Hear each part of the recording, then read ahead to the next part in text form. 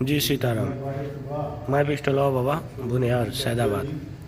हम इस समय महेश्वरनाथ के प्रांगण में बैठे हुए हैं और आरती उरती का समय हो रहा है। बाकी कोई है तो नहीं, बाकी आप जिधर से भी देखेंगे इधर सब लोग वैसे ही खाली प्रांगण में बैठे हुए हैं और एक दो चार आदमी हैं जो कि भक्तजन हैं। इन लोगों को किसी से कोई शिकायत नहीं है, पर कोई किसी को शिकायत जरूर है जो कि हमको आते ही आते चोर वगैरह सभी बना दिए। ये क्या इनका चोरी किया गया था इसका भी थोड़ा तहकीकात किया जाए, और हमारे यहाँ पे क्या चोरी हुई थी उसका भी। हमारा सारा सामान वगैरह सभी यहीं पर है। मैं यहीं पे रहूँगा, आप लोग जब भी ढूँढेंगे हम यहीं पे मिलेंगे, जब भी चाहिए तब हम यहीं पे मिलेंगे। सीताराम। और ये पीछे हैं महाराज जगमोहन दास जी, वो देख सकते हैं जो पलथी मार के बैठे हैं, उन्हीं से हमारा